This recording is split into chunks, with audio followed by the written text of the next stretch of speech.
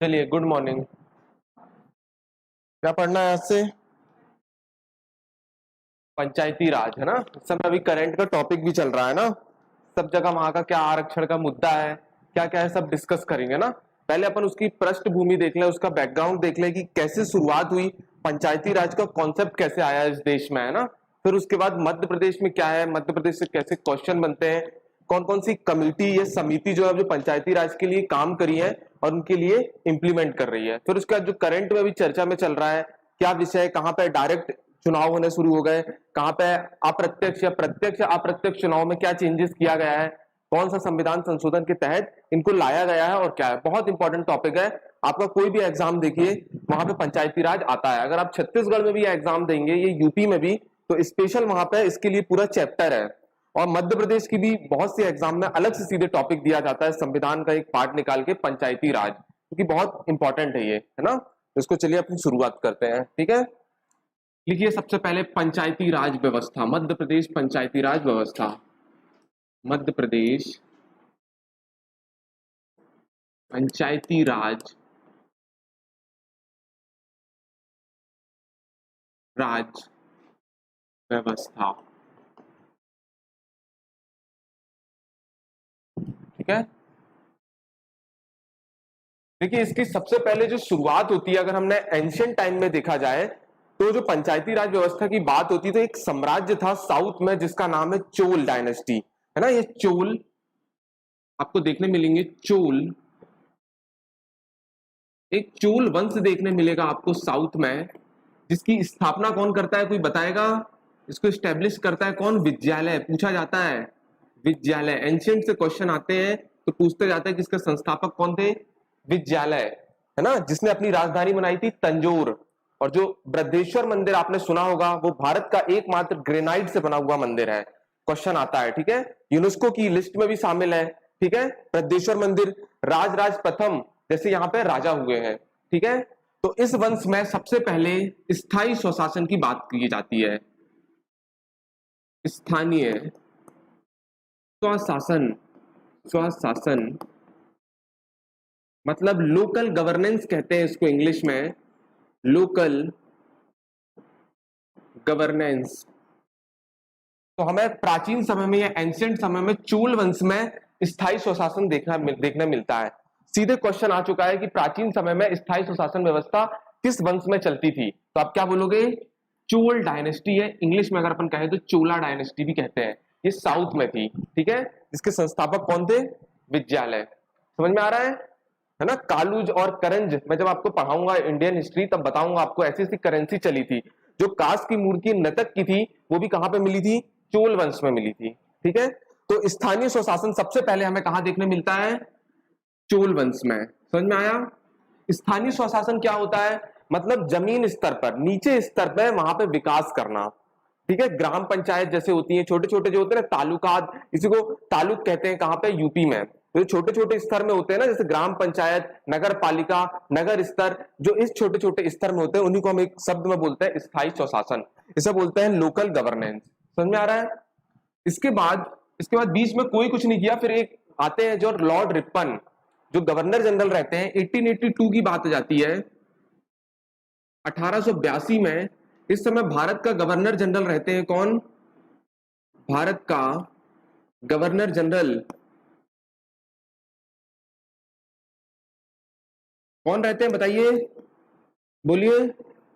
Lord Ripon साहब, Lord Ripon, ये governor general रहते हैं 1882 में। और इन्होंने स्थायी स्वशासन के लिए बहुत काम किया। जब तक इनका पीरियड था 1882 से 1891 तक, तब तक इन्होंने स्थायी स्वशासन के लिए बहुत काम किया। इसलिए इन्हें स्थायी स्वशासन का जनक कहा जाता है। क्वेश्चन आता है, इन्हें स्थानीय स्वशासन, स्वशासन का जनक, फादर ऑफ लोकल गवर्नेंस। सीधे क्वेश्चन आया है, किसे स्थायी स्वशासन का जनक कहा जाता है, तो क्या बोलोगे आप? लॉर्ड रिपन साहब को। और मैंने आपको बताया था इन्हीं के समय से आधिकारिक या ऑफिशियल जनगणना शुरू हुई थी। इल्बर्ट बिल आया था 1883 में। इन्हीं के समय कारखाना अधिनियम, पहला जो इंडस्ट्रियल एक्ट आया था 1881 में, वो भी इन्हीं के समय आया था। ठीक है, और ये सबसे अच्छे गवर्नर जनरल भी रहे थे और नाइटिंगेल ने इनको उद्धारक कहा है। ठीक है, ये इनके समय की बहुत इंपॉर्टेंट रहा है, लॉर्ड रिपन के समय। तो ठीक है, तो सबसे पहले चोल वंश में व्यवस्था हमें देखने मिली जो नीचे स्तर पे काम हो रहा था, और उसके बाद अगर हम ये व्यवस्था देखने मिली तो 1882 में गवर्नर जनरल आए, और जब भारत के गवर्नर जनरल आए कौन, लॉर्ड रिपन। तो लॉर्ड रिपन ने अपने टाइम पीरियड में स्थायी स्वशासन का बहुत काम किया। मतलब जो ग्राम पंचायत है, उस समय ग्राम पंचायत बोली नहीं जाती थी, छोटे छोटे तालुक होते थे, तो वहां पे क्या करते थी, उस एरिया में इन्होंने बहुत ज्यादा काम किया, और इसी काम करने के कारण इन्हें क्या कहा गया, फादर ऑफ लोकल गवर्नेंस या स्थायी स्वशासन का जनक। किसे कहा जाता है, लॉर्ड रिपन को। ठीक है, अब इसके बाद के जितने भी गवर्नर जनरल आए, इसके बाद में जितने भी गवर्नर जनरल आए, उन्होंने किसी में इस बारे में कोई भी चर्चा नहीं करी, और ये बात वहीं से दब गई। ठीक है, फिर बाद में, इसके बाद हमारा देश जब आजाद होने के टाइम आया, मतलब जब 20वीं सदी आ गई, हाफ 20वीं सदी, मतलब 1946 के आसपास का टाइम आता है, तो 1946 में जब हमारे समय एक संविधान सभा का निर्माण होता है, 1946 में संविधान सभा, कॉन्स्टिट्यूशनल असेंबली का गठन होता है, संविधान सभा, है ना, संविधान सभा का गठन होता है 1946 में। तो इस बात में फिर से चर्चाएं की गई। ठीक है, समझ में आ रहा है, 1946 में इस बात में फिर से चर्चा की गई, किसकी, स्थायी स्वशासन। और इस समय के पीरियड में आप जानते होंगे 1946 से 1948 के बीच गांधी जी थे, उनका पीरियड चल रहा था, गांधी जी। और गांधी जी का सीधा सीधा एक अवधारणा थी, आपने सुना होगा, ग्राम स्वराज की। किसकी थी, गांधी जी की एक अवधारणा थी, उनका एक कॉन्सेप्ट था, ग्राम स्वराज। मतलब वो बोलते थे कि असली भारत अगर कहीं बसता है तो वो कहां बसता है, गांव में बसता है। मतलब हमें अगर भारत की तरक्की करना है, अगर भारत का विकास करना है, तो हमें निचले स्तर से ग्राम पंचायत, नगर पंचायत, इनका विकास करना पड़ेगा, और उनसे हमारे देश का विकास होगा। इस चीज की बात कर रहे थे कौन, गांधी जी। तो एक क्वेश्चन आया भी है कि ग्राम स्वराज की अवधारणा किसकी थी, उनका कॉन्सेप्ट किसका था, तो क्या बोलोगे आप, गांधी जी का। और गांधी जी का हमेशा से मत रहा है कि जो भारत, जो असली भारत अगर बसता है तो वो कहां बसता है, गांव में बसता है। ये स्टेटमेंट भी कभी पूछ सकता है कि स्टेटमेंट किसका है, तो आपको बताना है किसका, गांधी जी का। और उनकी एक कॉन्सेप्ट भी था ग्राम स्वराज का। जब ये 1946 से 1948 में आते हैं और ये बात करते हैं, तब इसके लिए एक छोटा सा प्रोविजनल जो होता है, वो एक प्रोविजनल डाल दिया जाता है। फिर इसके बाद जब इन्होंने बात जब तेज करी, और 1948 में 30 जनवरी 1948 में इनकी डेथ हो जाती है। जब इनकी डेथ हो गई, और इसके बाद 26 जनवरी 1950 को भारत एक गणतंत्र घोषित हो जाता है। और संविधान में इसी समय हमारे संविधान का निर्माण भी चल रहा था, तो एक टेम्परेरी करके एक प्रोविजनल, जो हमारे राज्य के नीति निर्देशक तत्व है, डीपीएसपी, उस पर आर्टिकल 40 में पंचायती राज का गठन कर दिया गया, एक टेम्परेरी तौर से। इस पर कोई बाध्यकारी नहीं किया। यहां पे देखिए, जो हमारा संविधान हो गया और 26 जनवरी 1950 को हमारा संविधान एनेक्ट हो गया, ये लागू हो गया, तो उसका डीपीएसपी, जो कि कौन से आर्टिकल से है, 36 से लेके 51 पार्ट 4 में दिया गया है। पार्ट 4 में है, ठीक है, पार्ट 4 में वर्णन है, उसके आर्टिकल, उसके अनुच्छेद 40, अनुच्छेद 40 आर्टिकल में डीपीएसपी, समझ गए ना आप, राज्य के नीति निर्देशक तत्व, राज्य के नीति निर्देशक तत्व, इसे इंग्लिश में बोलता है directive principle of state policy. राज्य के नीति निर्देशक तत्व कई पार्ट में बंधे हुए, उसमें एक गांधीयन प्लान भी आता है। उस गांधीयन प्लान के तहत क्या डाला गया, आर्टिकल 40 को इस पर शामिल किया गया। मतलब आर्टिकल 40 अनुच्छेद 40 क्या कहता है, पंचायती राज्यों का गठन, पंचायत का गठन, ये इस पे वर्णन है, मगर टेम्परेरी रूप से। क्योंकि आपने सुना होगा कि राज्य के नीति निर्देशक तत्व जितने हैं, जितने इसके अंदर अनुच्छेद आते हैं 36 से लेकर 35 तक, इसके लिए हम न्यायालय नहीं जा सकते। अगर मौलिक अधिकार आपका हनन होता है तो आप इसके लिए न्यायालय का दरवाजा खटखटा सकते हैं और वहां से अपनी मांग कर सकते हैं।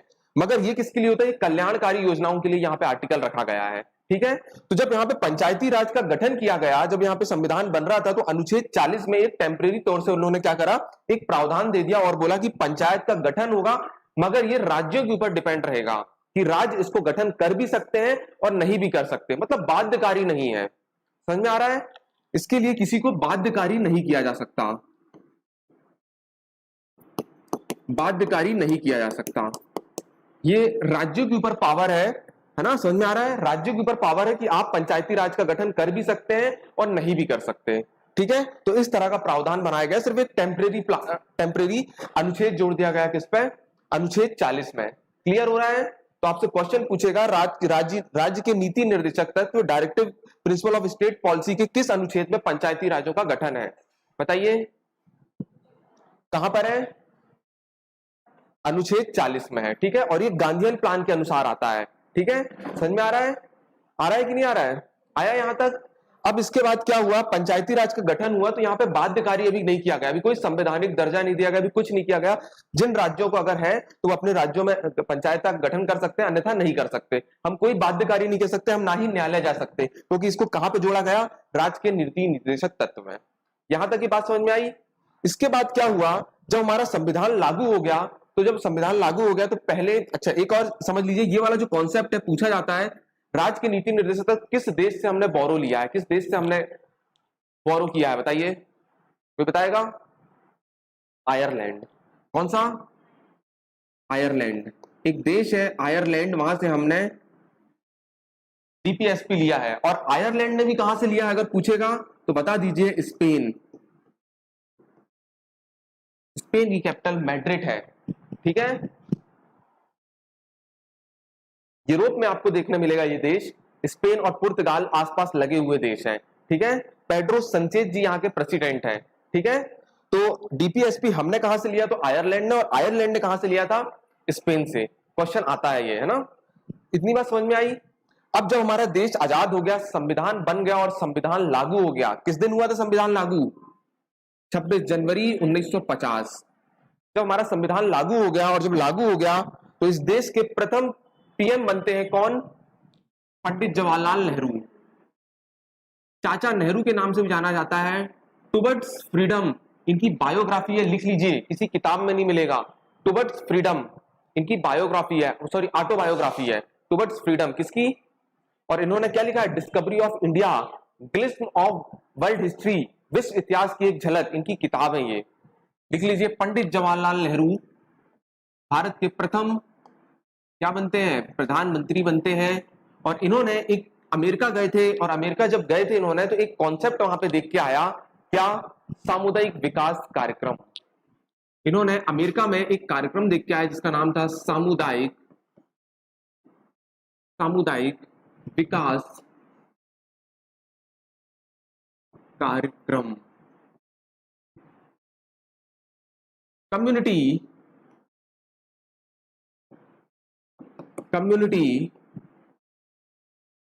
Development programme. लिख लीजिए, 1952 में इसकी शुरुआत हुई। पंडित जवाहरलाल नेहरू जी थे, वो कहां गए थे? अमेरिका गए थे, और वहां पे एक प्रोग्राम चल रहा था, कम्युनिटी डेवलपमेंट प्रोग्राम, अमेरिका में। तो उन्होंने सोचा कि हमारे देश में भी इसको चालू किया जाए, तो वो आते हैं और भारत में भी सामुदायिक विकास कार्यक्रम की शुरुआत करते हैं। कब? 1952 में। 1952 समझ में आ रहा है? और 1952 में शुरुआत करते हैं, और इसका उद्देश्य, उसका ऑब्जेक्टिव क्या रहता है? बताइए, इसका ऑब्जेक्टिव या इसका उद्देश्य क्या रहता है?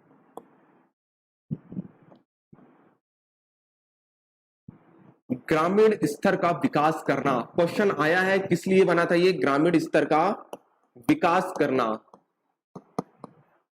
इसका मेन ऑब्जेक्टिव था।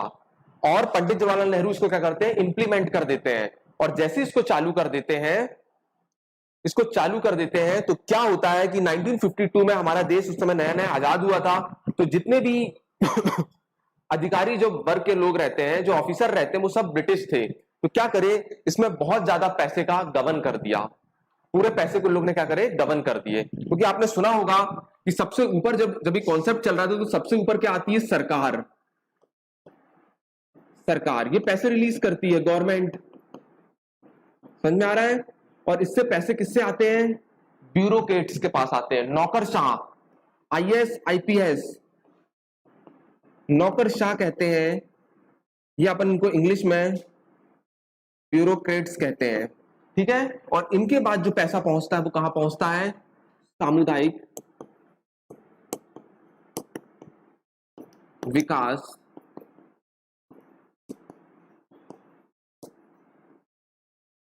आ रहा है समझ में। मतलब ये इन्होंने पैसे रिलीज करे 100 रुपए, 100 से यहां पहुंचते पहुंचते कितने बचे, 10। राजीव गांधी का एक कोटेशन है 1984 में जब उन्होंने पीएम बने तो उन्होंने सीधा कहते हैं, क्वेश्चन अगर आ जाए कि अगर केंद्र सरकार 85 रुपए रिलीज करती है तो मात्र ग्राम में 15 पैसे का ही काम होता है, 15 पैसे का ही काम होता है, बाकी 85 पैसे, सॉरी 100 पैसे अगर यहां से रिलीज किया जाता है, 100 पैसे, तो 100 रुपए में से 15 पैसे, 15% का ही काम होता है, ये राजीव गांधी बोलते हैं, ठीक है। मतलब जो पैसे यहां से इंप्लीमेंट किया जाता है वो यहां तक पहुंचता ही नहीं है, बहुत कम मात्रा में पहुंचता है, ना के बराबर, ठीक है। तो क्या हुआ, जब सामुदायिक विकास कार्यक्रम चालू हुआ और जब ये इंप्लीमेंट हुआ तब इस समय पूरे क्या थे, ब्रिटिशर ऑफिसर थे। ये जो नौकरशाह वाली जो ब्यूरोक्रेट्स वाले थे ना, इन लोग क्या करते हैं, लागू करते हैं, सरकार योजनाएं बनाती है, आप लोग को पता होगा, फिर उनको इंप्लीमेंट करने का काम कौन करते हैं, कलेक्टर, आईपीएस, है ना, डिप्टी कलेक्टर, जो बड़ी बड़ी रैंक के ऑफिसर होते हैं वो यहाँ पे लागू करते हैं, ठीक है। तो इनके बीच में जब पैसा आया तो इन्होंने पूरा गवर्न कर लिया, और जब गवर्न कर लिया तो यहां तक पैसा पहुंचा ही नहीं, समझ में आ रहा है। तो ये योजना क्या हो गई, असफल हो गई। जब ये योजना असफल हो गई, सामुदायिक विकास केंद्र जब इसके असफलता हो गए, तो अब नेहरू जी उस समय क्या थे, प्रेसिडेंट, वो प्रधानमंत्री थे, तो उन्होंने किसको बुलवाया, बलवंत राय मेहता जी को। 1956 और 1957 के बीच उन्होंने एक व्यक्ति को बुलवाया जिसका नाम था बलवंत राय मेहता। बलवंत राय का नाम सुने हो, एक सनी देओल की मूवी थी, सुने हो कि नहीं सुने हो, एक मूवी थी ना बलवंत राय, अमरीश पुरी का डायलॉग है। तो समझ में आ रहा है, जब सामुदायिक विकास कार्यक्रम फेल हो गया और उसमें जब गबन हुए तब उन्होंने एक कमेटी बिठा ली, और उस कमेटी का नाम था 1956 और 1957 में नेहरू जी ने एक कमेटी बिठाई और उस कमेटी का नाम था बलवंत राय मेहता समिति, या इंग्लिश में आप इसको क्या कह सकते हो, बलवंत राय मेहता कमेटी। और इस कमेटी को क्या बोला गया कि आप इन्वेस्टिगेशन करिए, आप जांच करिए कि इसकी पैसा कहां गया। जब उन्होंने जांच किया और रिपोर्ट दिया कि यहाँ की ब्यूरोक्रेट्स ने इस पैसे को गबन कर लिया है, तब पंडित जवाहरलाल नेहरू इन्हीं से पूछते हैं कि अब क्या किया जाए। तब ये बोलते हैं, क्या बोलते हैं कि अब यहाँ पे यहाँ पे क्या भारत में पंचायती राज की त्रिस्तरीय व्यवस्था लाना चाहिए। तो सीधा सीधा क्वेश्चन आता है कि बलवंत राय मेहता की सिफारिश में कितने स्तरीय पंचायती राजों का गठन, पंचायत का गठन किया गया, तो बता दीजिए कि बलवंत राय मेहता की कमेटी ने रिकमेंड किया, ये सिफारिश की है, रिकमेंड की कि अब यहां पे भारत में त्रिस्तरीय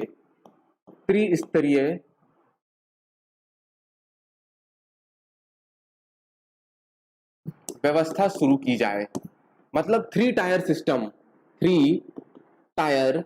सिस्टम। और आप इसको याद भी रख सकते हो 3 से, क्योंकि आप देखिए बलवंत, एक, राय और मेहता, 3 नाम आ रहा है। तो बलवंत राय मेहता ने कितने स्तरीय का सिफारिश की थी, तो आप क्या बोलोगे, 3 स्तरीय की। बात समझ में आ रही है मेरी, बलवंत राय मेहता, ठीक है। तो इसको 3 स्तरीय किया गया और इसी को भारत में लागू किया गया। मगर अभी सुनिए, अभी इसको संविधान में कोई दर्जा नहीं मिला गया है, अभी कोई बाध्यकारी नहीं है। अभी जब बलवंत राय मेहता की कमेटी भी आ गई और उन्होंने बोल भी दिया कि भैया अब 3 स्तरीय व्यवस्था शुरू होनी चाहिए भारत में, मगर अभी भी कोई बाध्यकारी नहीं है। अभी सिर्फ अनुच्छेद 40 में सिर्फ वर्णन है कि पंचायती राज का गठन होगा और ये राज्यों के ऊपर होगा कि वो राज्यों का गठन कर भी सकती है, अन्यथा नहीं भी कर सकती। इसके लिए कोई भी न्यायालय नहीं जा सकता, क्यों, क्योंकि राज्य के नीति निर्देशक तत्व में इसके बारे में वर्णन है। क्लियर। अब जब त्रिस्तरीय, तो आपसे सीधा क्वेश्चन आता है, समझ में आ रहा है, बलवंत राय मेहता 3 शब्द है ना, तो याद रखिए इसने त्रिस्तरीय पंचायती राज की व्यवस्था करी। और क्यों करी, 1956 और 1957 में सामुदायिक विकास कार्यक्रम की जांच है, उसकी इन्वेस्टिगेशन करने के बाद उसके हल के लिए उन्होंने ये किया, ठीक है। समझ में आया? अब 3 स्तरीय में इन्होंने क्या बोल दिया, एक बोल दिया ग्राम बना दीजिए, तो हमने ग्राम पंचायत बोल दिया। दूसरा इन्होंने क्या बोल दिया, जनपद बना दीजिए, जनपद पंचायत, या इसी को हम विकास खंड कहते हैं, इसी को ब्लॉक कहते हैं, और यूपी में इसी को तालुका कहते हैं। ठीक है, समझ में आ रहा है? और तीसरा हो गया जिला पंचायत, जो जिले में रहती है, जिला पंचायत। ये 3 इन्होंने सिफारिश कर दी कि एक होना चाहिए गांव, एक होना चाहिए जनपद पंचायत, और एक होना चाहिए जिला पंचायत। अभी इनका निर्धारण कैसे करेगा, जनसंख्या के आधार पर किया जाएगा। क्वेश्चन आया हुआ है कि अगर ग्राम पंचायत का निर्माण, जनपद पंचायत का निर्माण, या जिला पंचायत का निर्माण जो होता है किसके आधार पर किया जाता है, तो क्या बोलोगे, जनसंख्या। सब चीज जनसंख्या। मैंने बताया था कि अगर संसद बनाना है, एक संसद, तो क्या बनाओगे, एक सांसद अगर बनाना है, एक अगर सांसद बनाना है तो क्या करोगे, जनसंख्या के आधार पर बनेगा। 10 लाख जनसंख्या पे एक सांसद होता है। ठीक है, तो पूरा का पूरा जो कॉन्सेप्ट है किस पे, जनसंख्या बेस पर रहता है। क्लियर? तो इन्होंने ये सिफारिश कर दी। ठीक है, अब ये सिफारिश तो इन्होंने कर दी। इसके बाद क्या हुआ, कुछ राज्यों ने, जो कुछ राज्य थे उन्होंने पंचायती राज का गठन कर लिया और कुछ राज्यों ने नहीं किया। ठीक है, फिर इसके बाद सबसे पहले 1956 से 1957 आया, तो 2 अक्टूबर 1959 को राजस्थान के नागौद जिले से पंडित जवाहरलाल नेहरू ने पंचायती राज की शुरुआत कर दी। समझ में आ रहा है? जब ये सब हुआ तो 2 अक्टूबर गांधी जी का जन्म हुआ था, 2 अक्टूबर 1869 में, तो 2 अक्टूबर 1959 को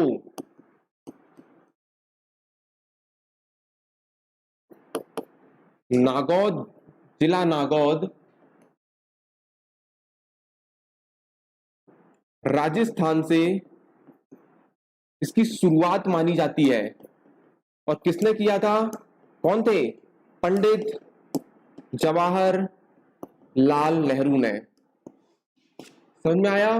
तो क्वेश्चन सीधे आया है कि पंचायती राज को शुरू करने वाला पहला राज्य कौन सा है, तो क्या बोलोगे? तो यहां पे आप लिख सकते हो। और कब शुरुआत हुई थी, 2 अक्टूबर 1959 को। तो भारत में पंचायती राज व्यवस्था शुरू करने वाला पहला राज्य कौन सा था, राजस्थान। कालराज मिश्रा जी है यहाँ पे, और अशोक गहलोत यहाँ पे अभी क्या है, सीएम है। ठीक है, कांग्रेस पार्टी है यहाँ पे, याद रखिए। समझ में आया? और 2 अक्टूबर 1959 को जिला नागौद, राजस्थान से पंडित जवाहरलाल नेहरू शुरुआत करते हैं। और इसके बाद इसकी शुरुआत होती है आंध्र प्रदेश में, पोचमपल्ली। आपने सुना होगा, एक गांव है वहां से। एक और बहुत इंपॉर्टेंट हुआ था मॉडर्न हिस्ट्री में, आचार्य विनोबा भावे ने भूदान आंदोलन चलाया था 1951 में, है ना, इंपॉर्टेंट, याद रखना। पोचमपल्ली आंध्र प्रदेश में, वहां से शुरुआत होती है, फिर बाद में अन्य राज्यों में शुरुआत होती है। ठीक है, समझ में आ रहा है? तो पंचायती राज व्यवस्था की शुरुआत करने वाला पहला राज्य कौन सा है, राजस्थान। और कहां से हुई थी, जिला नागौद से पंडित जवाहरलाल नेहरू जी ने शुरू किया गया था। क्लियर, समझ में आया? अब इसके बाद ये चलता रहा, कुछ राज्यों ने अपनाया, कुछ राज्यों ने नहीं अपनाया। अपनाते अपनाते 1977 आ गया। कब आ गया, 1977। चलिए लिख लिए इतना, कहानी समझ में आई है पूरी। अब हम आ गए कहां पे, 1977, 1977 आ गया। अब जब 1977 आ गया तो पहली बार कांग्रेस की सरकार गिरती है, और कौन से, जनता पार्टी आ जाती है, मोरारजी देसाई की सरकार आती है। मतलब सरकार चेंज होती है। गैर कांग्रेसी पहले पीएम थे मोरारजी देसाई, 1995 में उनकी डेथ हुई थी। ठीक है, अभय स्थल उनका क्या है, समाधि स्थल कहलाता है। ठीक है, तो मोरारजी देसाई की जब सरकार बनती है 1977 में, तो जनता पार्टी के नाम से जानी जाती है। जब मैंने आपको बताया तो उसका पुराना नाम होता, पहले जनसंघ था, जयप्रकाश नारायण का 1951 में। उसके बाद चेंज होकर वो क्या है, जनता पार्टी आ गई 1977 में, और पहली गैर कांग्रेसी पीएम बनते हैं मोरारजी देसाई। और जब मोरारजी देसाई का टाइम चलता है, मोरारजी देसाई ये सबसे ज्यादा बजट पेश करने वाले भी हैं, याद रखिए। अब यहाँ पे इन्होंने बहुत सा चेंज किया। 1978 में इन्होंने एक बार नोटबंदी कर दी। ठीक है, क्योंकि चेंज करेंगे, क्योंकि पार्टी चेंज हुई, कांग्रेस की चीज को पसंद नहीं करेंगे। जब पसंद नहीं करेंगे तो इन्होंने क्या कहा कि हम बलवंत राय मेहता समिति को नहीं मानते। इन्होंने कहा हमारी एक अलग से समिति आएगी। तो इनके समय एक और समिति आती है पंचायती राज व्यवस्था की, वो होती है कौन सी, अशोक मेहता। अशोक मेहता, मेहता मेहता है तो भाई मत समझिए, है ना, यहाँ दुश्मनी चलती है, अलग अलग पार्टी। 1977 में एक पार्टी आती है अशोक मेहता समिति, ठीक है, समझ में आ रहा है।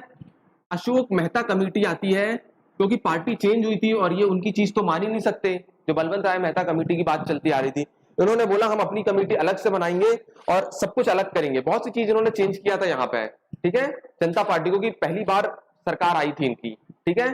जब इनकी सरकार आई थी, क्वेश्चन आता है, सब मेरी बात समझ में आ रहा है। मोरारजी देसाई पहले गैर कांग्रेसी पीएम थे, 1970 में जनता पार्टी से थे। सबसे ज्यादा बजट पेश करने वाले वित्त मंत्री कौन थे? मोरारजी देसाई। दूसरी नोटबंदी कब हुई थी? इनके समय हुई थी। पहली 1946 में हुई थी, दूसरी 1978 में हुई थी, 1978 में इनके समय। और आपको पता होगा जो एक पंचवर्षीय योजना आई थी वो एक साल पहले ही खत्म हो गई थी, वो कौन सी थी? यही थी, ठीक है। कौन सी होगी वो? तीसरी, चौथी, पांचवी पंचवर्षीय योजना। पांचवी पंचवर्षीय योजना एक बार पहले खत्म हो गई थी, 1974 से 1979 तक ही चली थी, ठीक है। समझ में आ रहा है वो क्यों? क्योंकि सरकार चेंज हो रही है। आ रहा है, सब तुक्का मारना आपको। मोरारजी देसाई, और इन्हीं के समय क्या थे? दो उप मुख्यमंत्री थे। समझ में आ रहा है? दो उप मुख्यमंत्री, आपको एक ही तुक्का मारना है बस, क्या? मोरारजी देसाई। समझ में आ रहा है? तो अशोक मेहता समिति आती है, मगर मोरारजी देसाई ज्यादा समय तक नहीं चल पाए, कुछ दिन रहे। और जब इन्होंने, अशोक मेहता ने जो अपनी कमेटी की सिफारिश करी, और इन्होंने क्या सिफारिश करी? इन्होंने क्या सिफारिश करी? इन्होंने क्या रिकमेंड किया? दो स्तरीय पंचायत, 2 टायर सिस्टम। क्या किया? 2 टायर सिस्टम। वो त्रिस्तरीय किए थे और ये क्या किए थे? द्विस्तरीय, द्विस्तरीय स्तरीय व्यवस्था। मगर मोरारजी देसाई की सरकार ज्यादा दिन चल नहीं पाई, जब तक ये रिपोर्ट पेश किए तब तक मोरारजी देसाई जा चुके थे, ठीक है। तो ये वाली योजना क्या हो गई? फेल हो गई। मगर क्वेश्चन बनता है कि अशोक मेहता समिति कितनी स्तरीय व्यवस्था को सिफारिश करती है। तो आप फिर यहां पे याद रख लीजिए, अशोक मेहता, कितने शब्द हैं? 2, तो कितना किया? बलवंत राय मेहता 3 शब्द है, तो कितने स्तरीय? 3। और अशोक मेहता 2 शब्द है, तो कितने स्तरीय? कब आई थी? 1900, किसके समय आई थी? मोरारजी देसाई। सब पूछता है इस समय पीएम कौन थे, समझ में आ रहा है। और बलवंत राय अगर पूछेगा तो उस समय कौन थे? कौन थे? पंडित जवाहरलाल नेहरू। आ रहा है सब समझ में? अब अशोक मेहता समिति आ गई, ठीक है।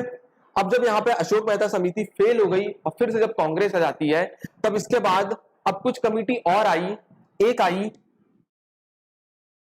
आई जीवी के राव कमेटी। जीवी के राव कमेटी, ये भी पंचायती राज से संबंधित है। 1985 में ये भी एक कमेटी आई। इन्होंने क्या बात की? इन्होंने भी पंचायती राज व्यवस्था को इंप्लीमेंट करने के लिए बहुत से क्या कहते हैं, बहुत से प्लान बनाए, है ना। और ये कब आई? 1985 में आई। तो क्वेश्चन पूछता है जीवी के राव कमेटी किससे संबंधित है, तो क्या बोलोगे? पंचायती राज से संबंधित है।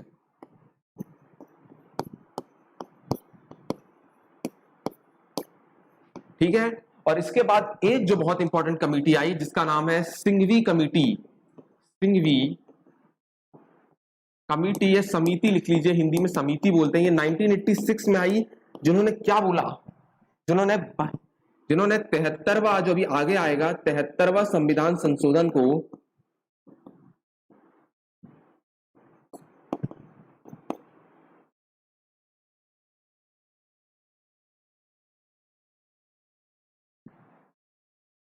सॉरी 73 नहीं, पंचायती राज को संवैधानिक मान्यता दी गई। क्वेश्चन आ चुका है, पंचायती राज को संवैधानिक मान्यता दी। पूछा गया है किस कमेटी के तहत पंचायती राज को संवैधानिक मान्यता, कॉन्स्टिट्यूशनल स्टेटस दिया गया है। तो आप क्या बोलोगे? दिलीप सांघवी नहीं। कौन सा है? दिलीप सांघवी को जानते हो आप लोग? कौन है? कौन है दिलीप सांघवी? नहीं पता? मध्य प्रदेश के सबसे रईस आदमी दिलीप बिल्डकॉम, जिनकी कंस्ट्रक्शन की कंपनी चलती है, वो है दिलीप सांघवी जी, ठीक है। और ये सिंघवी कमेटी ये अलग है। तो सिंघवी समिति 1986 में आई थी और ये क्या करी थी? पंचायती राज को संवैधानिक मान्यता प्रदान की थी। क्वेश्चन आ चुका है, इंपॉर्टेंट करके लिखिए।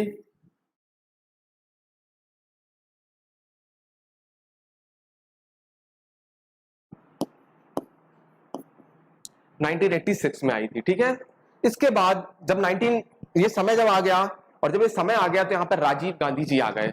अब जब राजीव गांधी आ गए 1984 से 1989, जब गांधी जी उनकी माँ इंदिरा गांधी की हत्या हो जाती है, एसेसिनेशन हो जाता है, तो ये आते हैं। और जब राजीव गांधी भी अब क्या करते हैं, वो कोशिश करते हैं कि पंचायती राज को अब संवैधानिक दर्जा मिला जाए। अभी तक संवैधानिक दर्जा नहीं मिला है, मान्यता की बात की थी इन्होंने, अभी दिया नहीं है।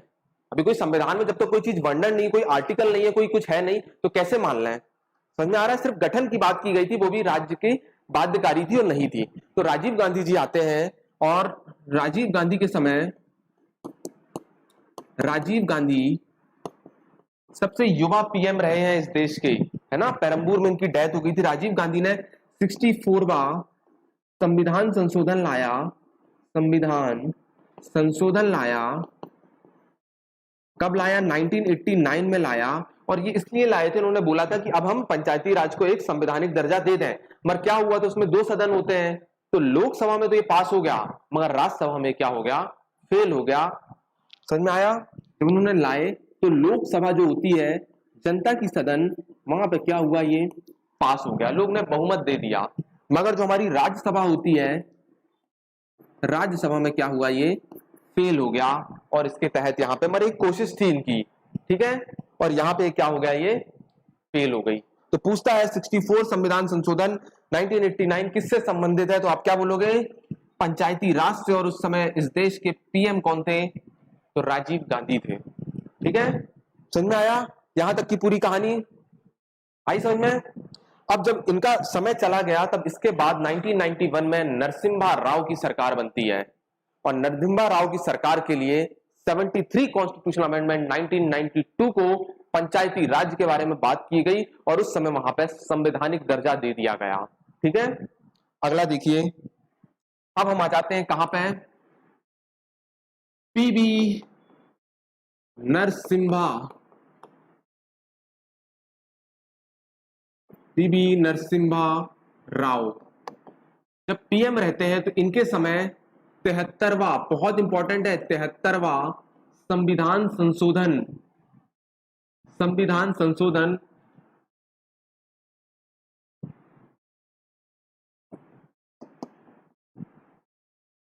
कॉन्स्टिट्यूशनल अमेंडमेंट 1992, ठीक है, बहुत इंपॉर्टेंट करके लिखिए, पूछा गया है। 73वां संविधान संशोधन 1992 किससे संबंधित है? तो क्या बोलोगे? पंचायती राज से संबंधित। और इस समय यहाँ के पीएम जो रहते हैं वो कौन थे? पीवी नरसिम्हा राव। और कभी अगर पूछेगा कि इस समय राष्ट्रपति भी कौन थे, तो आपको पता होगा कि इस समय राष्ट्रपति जो थे, 9वें राष्ट्रपति मध्य प्रदेश से भोपाल के रहने वाले शंकर दयाल शर्मा थे।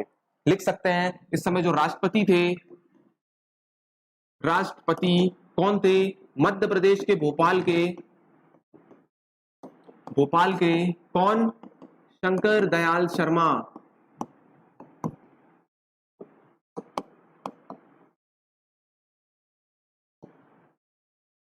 ठीक है, और अगर सीएम भी पूछे मध्य प्रदेश के, वैसे 93 से आए थे कौन? 93 से दिग्विजय सिंह, 93 से 2003 के बीच में आए थे दिग्गी राजा, तो आप वो भी बोल सकते हैं। अभी 73वां संविधान संशोधन आया बस था, मतलब इसको लाया गया था। कहां पे लाया गया था? 73वां संविधान संशोधन 1992 में आया, जो कि पंचायती राज से संबंधित था। और उस समय पीएम कौन थे? पी से याद रख सकते हो, पीवी नरसिम्हा राव। और राष्ट्रपति थे मध्य प्रदेश के भोपाल के रहने वाले शंकर दयाल शर्मा।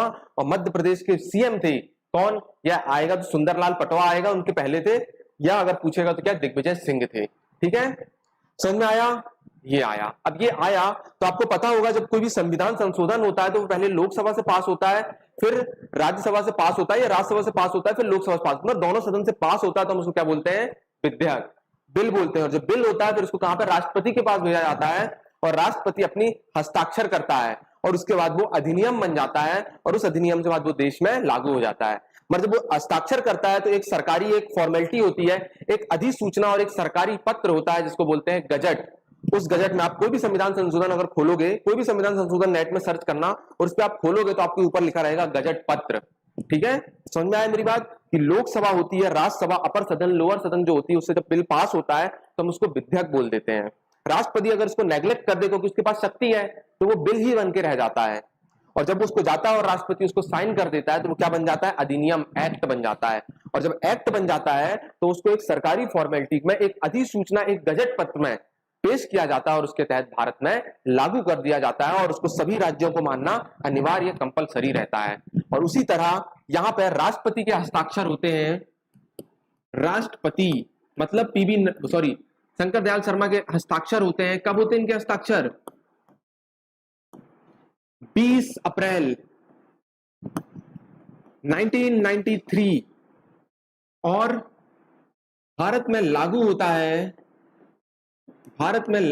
है 24 अप्रैल 1993 को। इसलिए हम 24 अप्रैल को मनाते हैं पंचायती राज दिवस। समझ में आया कि नहीं आया? समझ में आया कि 24 तारीख को ही क्यों मनाते हैं? सारे एक एक डेट एकदम इंपॉर्टेंट बता रहा हूं आपको मैं। समझ में आ रहा है? पूरी बात समझ में आई? राष्ट्रपति के साइन कब हुए? 20 अप्रैल 1993 को, और 24 अप्रैल 1993 को भारत में लागू हो जाता है पंचायती राज व्यवस्था। और अब ये संविधान में इसको दर्जा दे दिया गया। अब सभी राज्यों को मानना कंपलसरी है। जब सभी राज्यों की बात करते हैं तब हमें बाकी राज्यों से मतलब नहीं, हम आ जाते हैं कहां पे? मध्य प्रदेश। तो मध्य प्रदेश की विधानसभा में 30 दिसंबर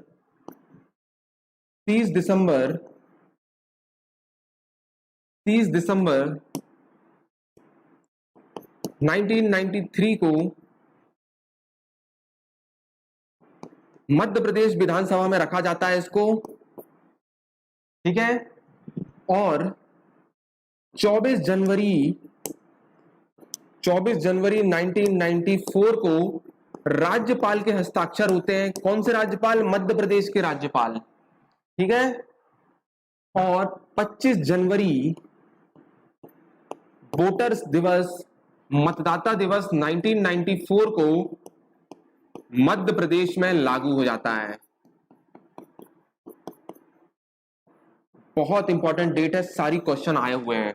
24 जनवरी को हम अंतरराष्ट्रीय शिक्षा दिवस, बालिका दिवस, पंख योजना चली थी। और 25 जनवरी 1950 को इलेक्शन कमीशन का गठन हुआ था, जिनके नए अध्यक्ष बन गए राजीव कुमार। और 25 जनवरी को मतदाता दिवस कहते हैं, जिसको आप वोट देने जाते हो।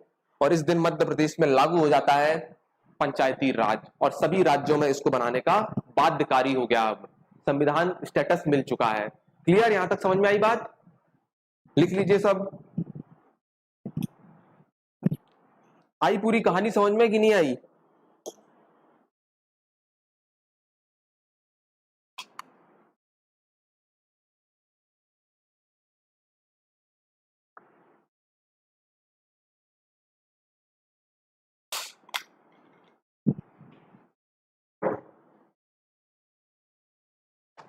और यहां पे फिर गांधी जी का सपना पूरा हो जाता है। समझ में आया? पूरी बात समझ में आई कि नहीं आई? पूरी कहानी समझ में आई? कैसे हमने शुरुआत किए थे एंशिएंट से और कहां तक पहुंचे? सबको क्लियर है? किसी को कोई समस्या? सबको आया समझ में? क्लियर? अब जब 73 कॉन्स्टिट्यूशनल संविधान संशोधन 1992 आया, तब अभी तक मैंने भी क्या बताया, अब यहां से लोग क्या करेंगे? संवैधानिक दर्जा देंगे। अभी तक संवैधानिक दर्जा यहां तक मिला नहीं था, तो इसके तहत क्या किया गया? भाग 9 पार्ट 9 को जोड़ा गया, ठीक है। और अनुसूची भाग 9 को जोड़ा गया, और इसमें कुछ अनुच्छेद होते हैं। कौन से? 243 से लेके 243 ओ तक संविधान में पंचायती राज की बात की गई, ठीक है। समझ में आ रहा है? और अनुसूची कितनी अनुसूची होती है? 12। अनुसूची 11 को जोड़ा गया, और 11 अनुसूची में 29 विषय में बात की गई। 29 विषय में बात की गई। समझ में आ रहा है? ये सब चेंजेस कहां हो रहा है? 73वां संविधान संशोधन 1992 को संविधान संशोधन आया। और इसके बाद जस्ट एक और, अभी हम जब नगर पंचायत, वो क्या कहते हैं, नगर पालिका नगर पंचायत जब पढ़ेंगे ना, शहरी स्थायी स्वशासन व्यवस्था, तो वो 74 कॉन्स्टिट्यूशनल अमेंडमेंट के तहत आया था, ठीक है। ये 73 के तहत पंचायती राज आया था, है ना।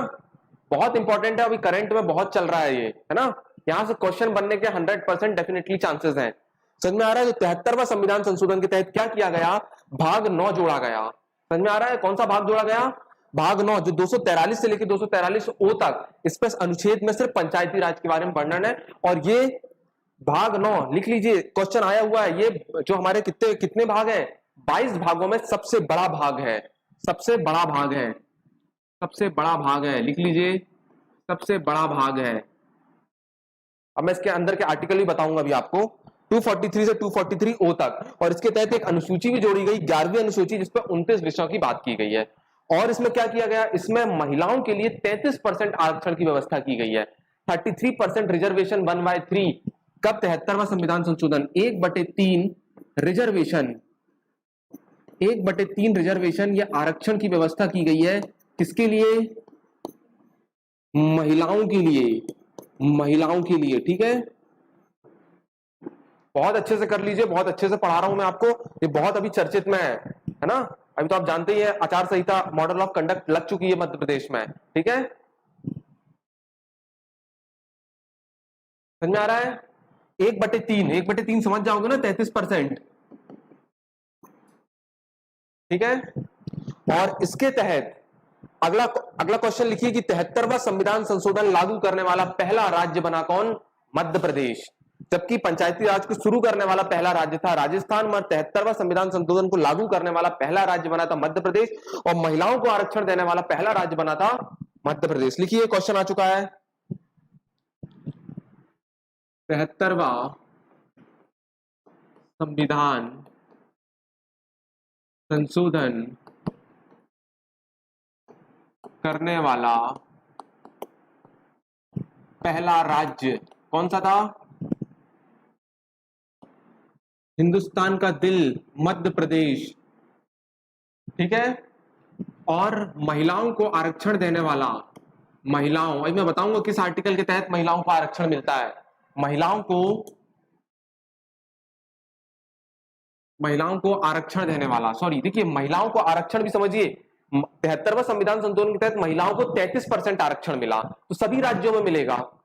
मगर एक बिल आया था महिलाओं को 50% आरक्षण देने वाला। लिखिए, महिलाओं को 50% आरक्षण, पंचायती राज में, ये नगर निकाय में महिलाओं को 50% आरक्षण देने वाला पहला राज्य, 33% नहीं, 50, पहला राज्य।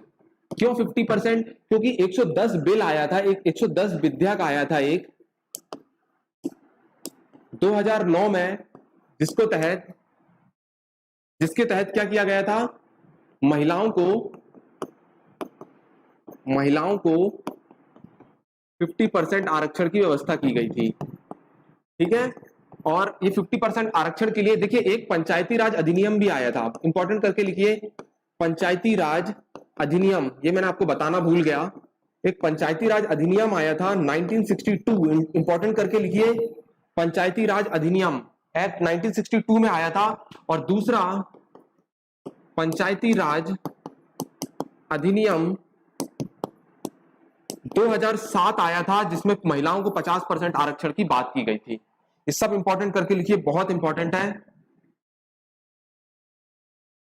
ठीक है। एक किसान पंचायत बनाई गई थी, एक ग्राम पंचायत बनाई गई थी 2006 में, एक महापंचायत बनाई गई थी 2013 में, एक पुनः पंचायत बनाई गई थी 2016 में। ऐसी बहुत सी पंचायत बनी थी, मैं बताऊंगा आपको।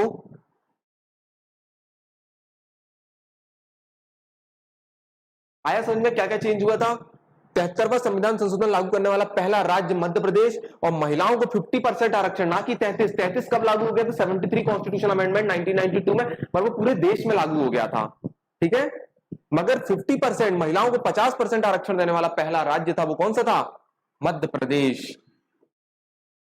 और ये 50% कब लागू होता है? तो 110 विधेयक था 2009 में आया था उसके तहत, और पंचायती राज अधिनियम 1962 में आया था, और पंचायती राज अधिनियम जो नया आया था 2007 में आया था, जिसके तहत 50% आरक्षण की बात करता है, ठीक है।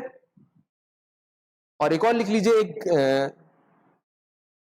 एक ग्राम पंचायत एक एक्ट आया था 2006 में, और एक और आया था महापंचायत 2013 में, ठीक है। समझ में आ रहा है? महापंचायत 2013 में आया था, और एक ग्राम पंचायत आया था 2006 में। और अब इसके बाद 73वां संविधान संशोधन ये बोल दिया गया था कि अब भारत में सभी राज्यों में त्रिस्तरीय, बलवंत राय मेहता की कमेटी के तहत त्रिस्तरीय पंचायत होगी, जिसके तहत ग्राम पंचायत, जनपद पंचायत और जिला पंचायत की बात की जाएगी। अब हमें वो देखना है। ये थी पूरी हिस्ट्री, यहां तक समझ में आया? किसी को कोई डाउट हो तो पूछ लीजिए। 2013 में आई थी, 2013 में आई थी महापंचायत। ठीक है, तो पूरी सब समझ में आ गया, पूरी हिस्ट्री समझ में आई, कहां कहां लागू हुआ, कौन पहला राज था, कहां शुरुआत हुई, कौन थे पीएम और क्या क्या व्यवस्था थी। ठीक है, एक बार देख लीजिए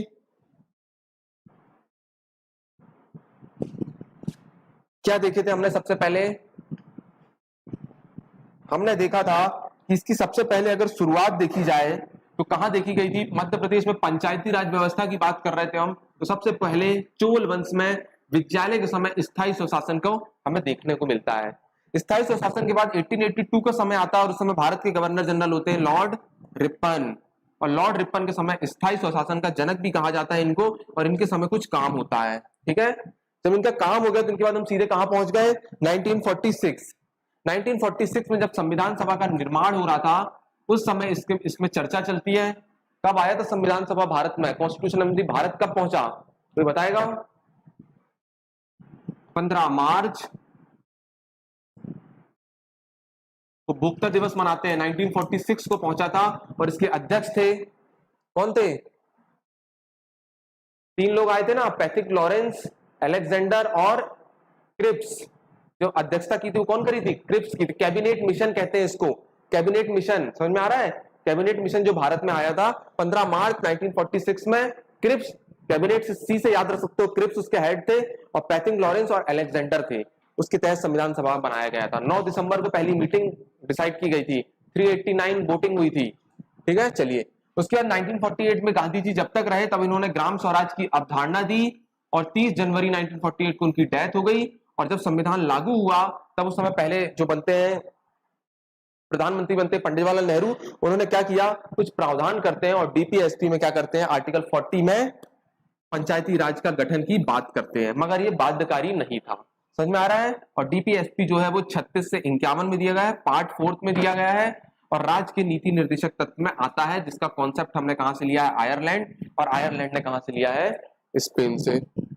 इसके बाद हमने देखा कि जब पंडित जवाहरलाल नेहरू पहले पीएम बन गए तो उन्होंने एक अमेरिका से सीख के आए थे सामुदायिक विकास कार्यक्रम, जिसकी शुरुआत किए थे 1952 में, कम्युनिटी डेवलपमेंट प्रोग्राम। जब इसका उद्देश्य था कि ग्राम स्तर का विकास करना, और जब विकास किए तो सरकार जो पैसे भेजती है वो नौकरशाह के पास पहुंचती है और नौकरशाह से सामुदायिक विकास कार्यक्रम के बीच में पहुंचती है, मगर नौकरशाह ने इसका क्या कर लिया, गबन कर लिया। और जब गबन कर लिया तो इसी की जांच के लिए एक कमेटी बैठी गई 1956 और 1957 में, जिसको बोलता है बलवंत राय मेहता कमेटी।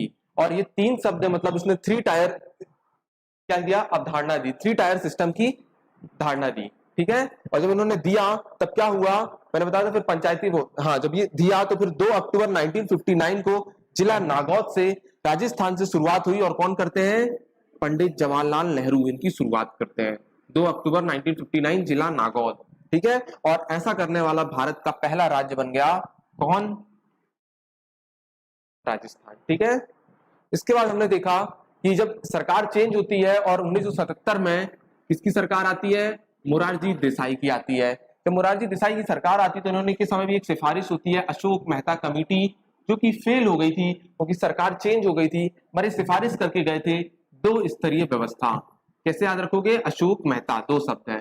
ठीक है, कुछ और कमेटी बनी, एक जीवीके राव कमेटी बनी 1985 में जो पंचायती राज से संबंधित थी, और एक सिंघवी कमेटी बनी थी 1986 में जिन्होंने बोला कि पंचायती राज को संवैधानिक मान्यता दी जाए। ठीक है, इसके बाद राजीव गांधी आते हैं और जब राजीव गांधी पीएम बनते हैं तो 64 कॉन्स्टिट्यूशन अमेंडमेंट 1989 लाते हैं, जो लोकसभा में पास हो गया मगर राज्यसभा में क्या हो गया, फेल हो गया। इसके बाद नरसिम्हा राव जी आ जाते हैं, है ना, 1991 के आसपास की बात है, नरसिम्हा राव आ जाते हैं और इनके समय एक 73वां संविधान संशोधन पारित होता है 1992 में, जिसपे बात की गई थी क्या, इस पे एक भाग 9 जोड़ा गया था जिसपे 243 से लेकर 243 ओ तक की बात की गई थी। ये अनुच्छेद जोड़े गए थे, आर्टिकल है। ठीक है, और अनुसूची 11 जोड़ी गई थी जिसपे 29 विषय के बारे में बात किया गया था और महिलाओं को 33% रिजर्वेशन या आरक्षण की व्यवस्था की गई थी। ठीक है, जब ये हुआ तो वहां के राष्ट्रपति जो थे भोपाल के रहने वाले शंकर दयाल शर्मा, और वो हस्ताक्षर करते हैं 24 अप्रैल 1993 को, और 20 अप्रैल 1993 को हस्ताक्षर करते हैं और 24 अप्रैल 1993 को क्या करते हैं, भारत में लागू हो जाता है। ये डेट पूछा गया है। ठीक है, और जब ये लागू हो जाता है इसलिए हम इस दिन क्या मनाते हैं, पंचायती राज दिवस। अभी निकला है मेरे ख्याल से 1 महीने हो गए, ठीक है। और 1-2 साल पहले मंडला में, रामनगर में भी पंचायती राज का इनोग्रेशन करे थे, मोदी जी आए थे, ठीक है। फिर इसके बाद हम बात करते हैं, जब इसको सारे राज्यों में लागू हो गया तो हमारे मध्य प्रदेश में 30 दिसंबर 1993 को विधानसभा में रखा जाता है। और जब रखा जाता है तो 24 जनवरी 1994 को राज्यपाल की साइन होती है। साइन होती है, राज्यपाल की साइन होती है। जब राज्यपाल की साइन होती है तो 25 जनवरी 1994 को मध्य प्रदेश में लागू हो जाता है। डेट इंपॉर्टेंट है, याद रखिए। कब किसकी साइन हुई, सीधे पूछता है 30 दिसंबर को कब रखा गया, 24 जनवरी को राज्यपाल की साइन हुई, और 25 जनवरी को क्या हुआ, मध्य प्रदेश में लागू हो गया। और यहाँ भी 20 अप्रैल को क्या हुआ, राष्ट्रपति की साइन हुई, और 24 अप्रैल को क्या हुआ, भारत में लागू हो गया। ये 2 डेट आपको बहुत इंपॉर्टेंट करके याद रखिए, ठीक है। अब बचा हमारा आर्टिकल। मैं कल आपको बताऊंगा कौन कौन सा आर्टिकल इंपॉर्टेंट है, किसके तहत आरक्षण मिल रहा है और किसके तहत ये मिल रहा है। और उसके बाद फिर हम ग्राम, जिला, जनपद और ग्राम पंचायत कैसे बनती है उसका निर्माण देखते हैं, और फिर उसके बाद हम शहरी स्थानीय स्वशासन में आ जाएंगे, ठीक है। समझ में आया सबको? चलिए, धन्यवाद।